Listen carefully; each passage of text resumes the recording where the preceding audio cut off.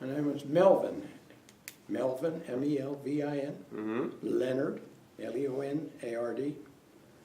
My father's last name, Norris, N-O-R-R-I-S. Great.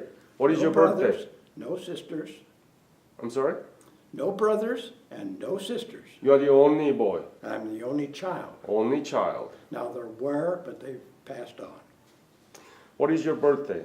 2/20/1936. Now don't get too tense because some of this is gone already. 220 what? 2/20/1936. 36. You are young. I'm ancient, yes, I know. So, where were you born? Pennsylvania, Hazleton, Pennsylvania. Hazleton. H-A-Z-L-E-T-O-N. Yeah, I know that. Pennsylvania. Mm-hmm. Known for their coal mining. That is what my father done when he got out of the First World War. Came back, nothing to do except mining, which you should know by now what went on in those days in Florida, not Florida, Hazleton, Pennsylvania. Yeah. There was nothing going on Mm-hmm. except coal mining. Yep. So I went into coal mining with my father. So, must be very difficult, wasn't it? It was, yeah, nerve-wracking sometimes. Tell me about it. Have you ever been down in the coal mines? No. No, all right. Well, it can be very scary or not, depending upon what they're doing at the time and how many they're bringing up. And I would go every morning with my father down in the mines. How old were you? Oh, geez, now we're going way back. Well, I got out of high school, so I would probably say what, in the teens, still in the teens. Can you tell me when the First World War was over? I don't remember that anymore. 1917. Okay, well, that's when my father came back from Germany. Mm-hmm. Not that he was over at the time. I mean, he wasn't a German, but he came back from overseas. Okay. And that's about where I was.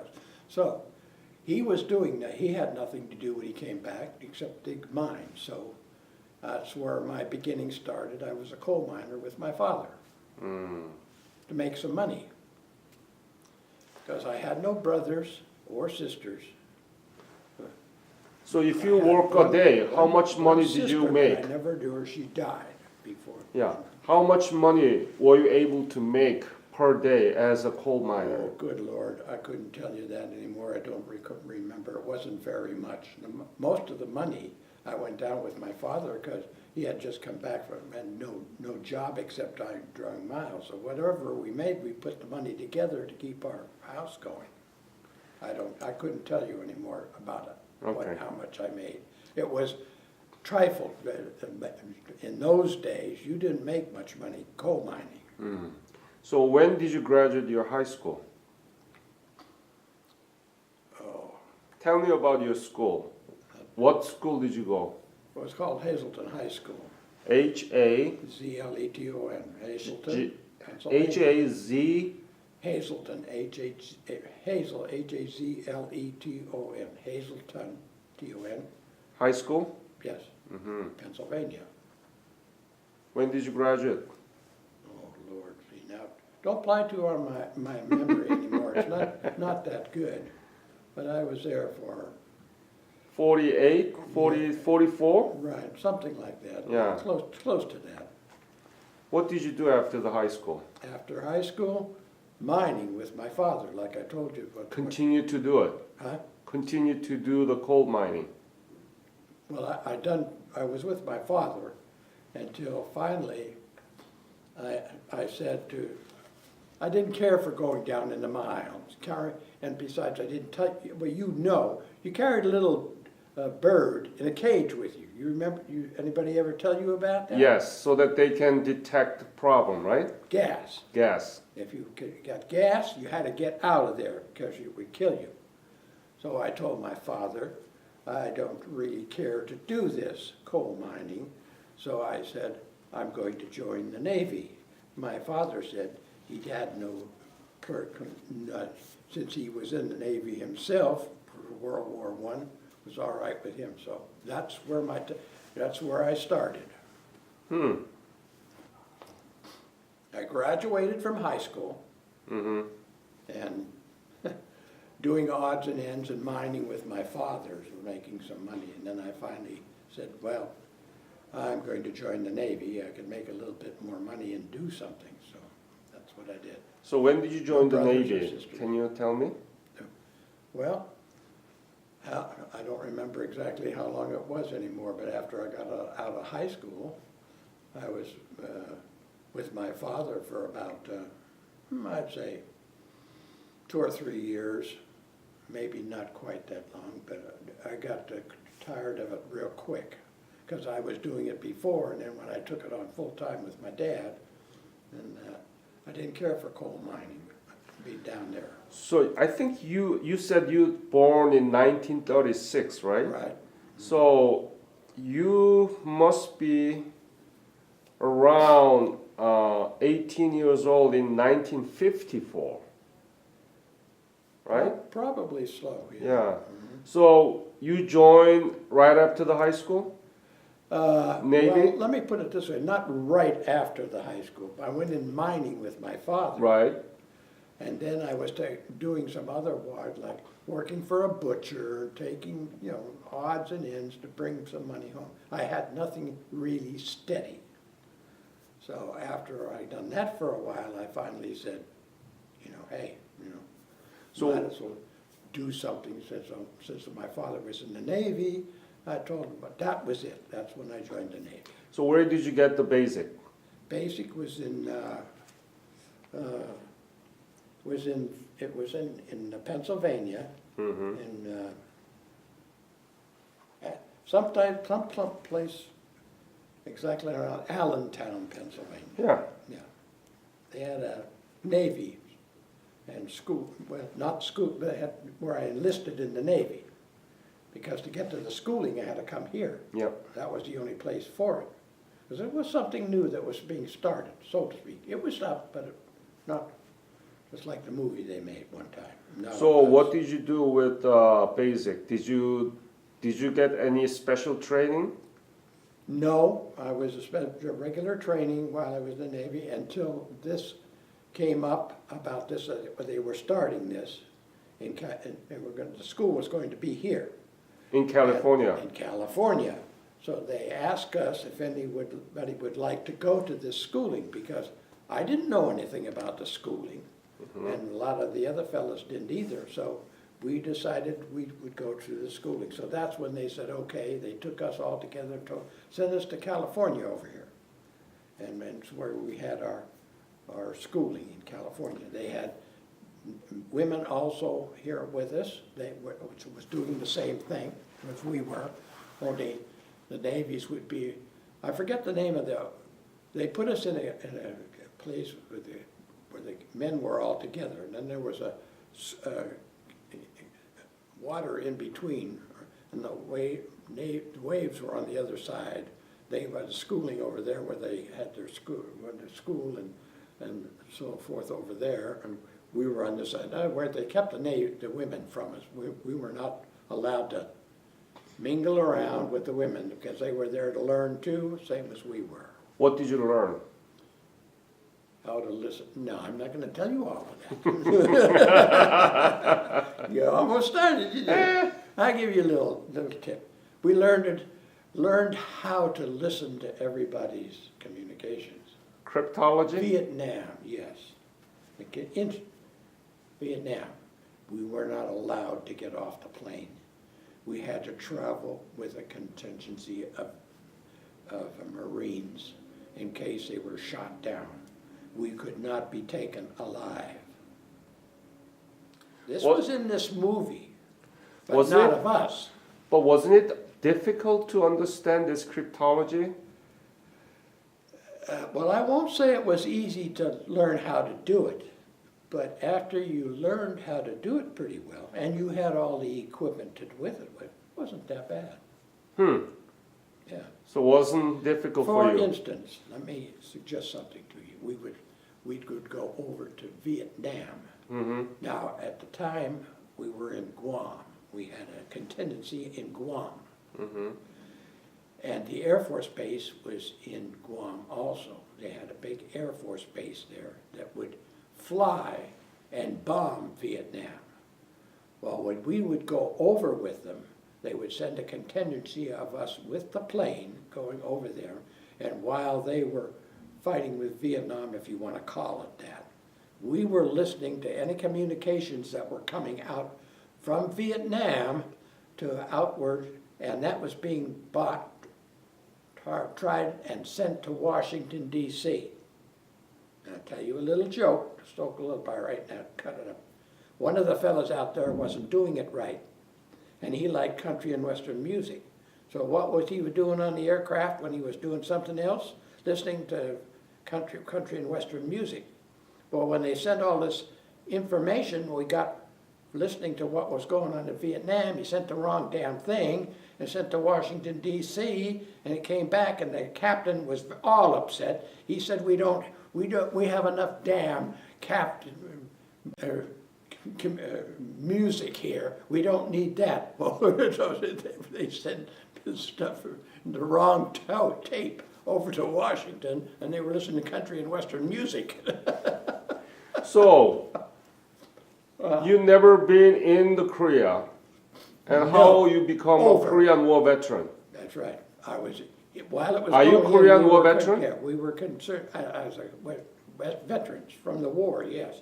But no, we had no foot put on Vietnam. No, I'm talking about Korea. Oh, Korea, no, Are you Korean War veteran? no.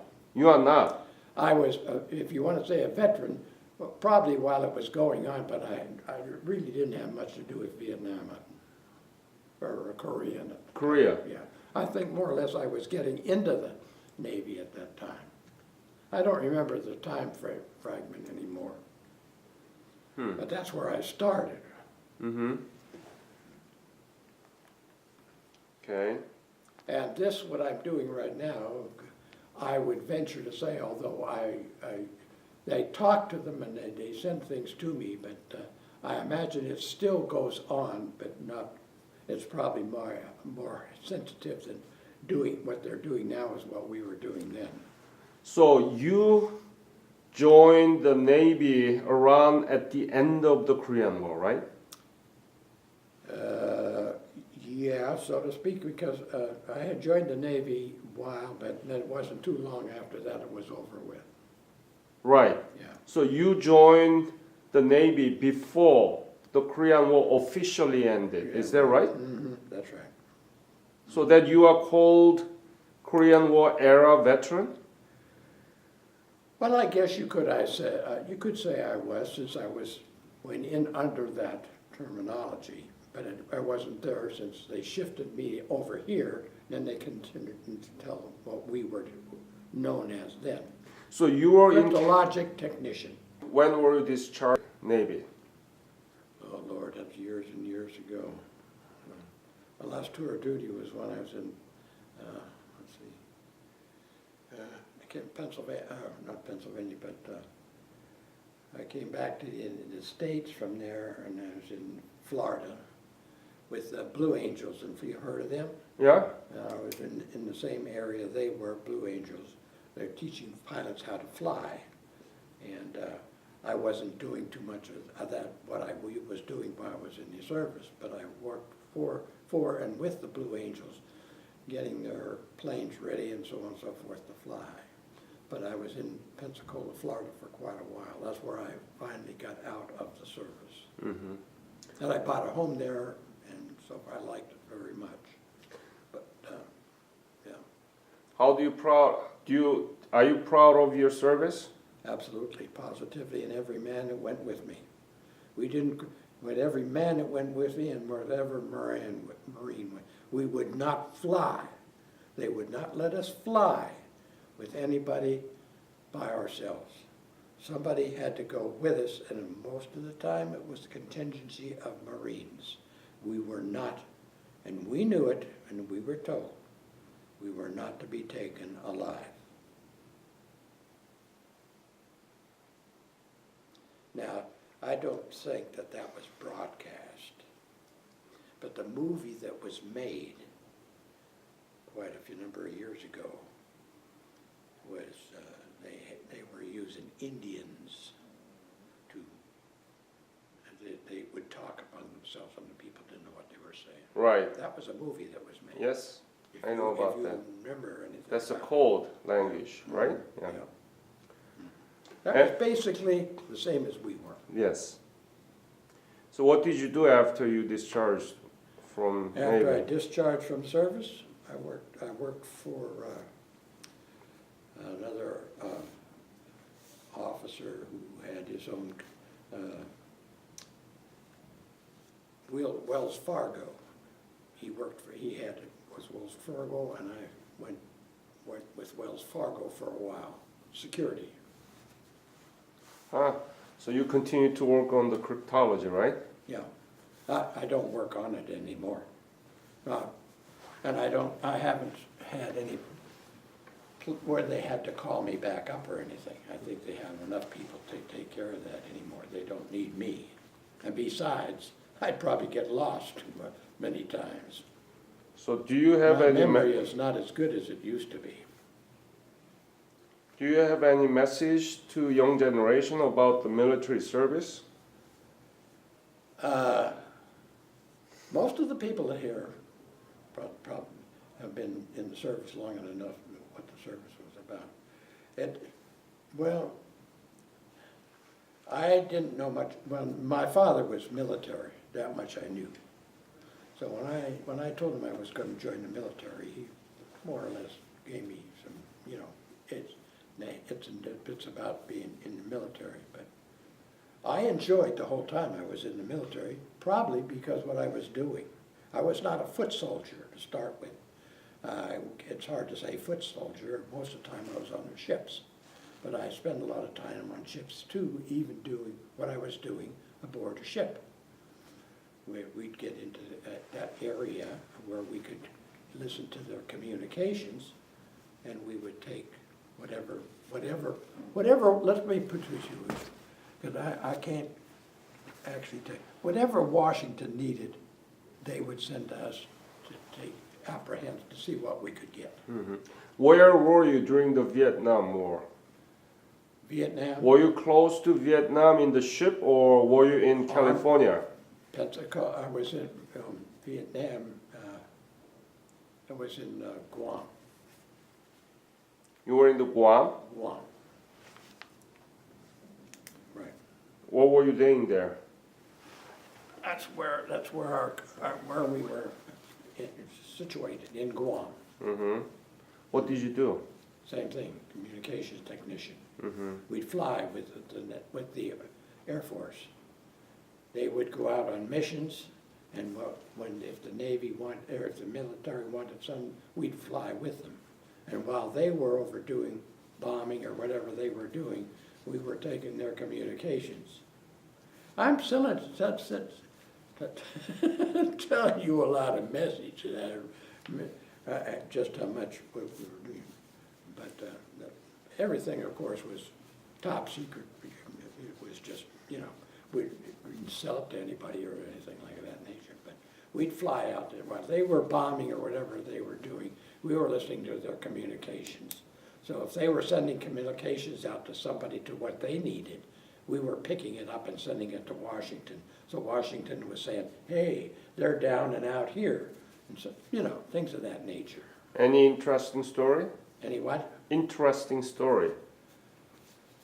The one about the music was very interested when they sent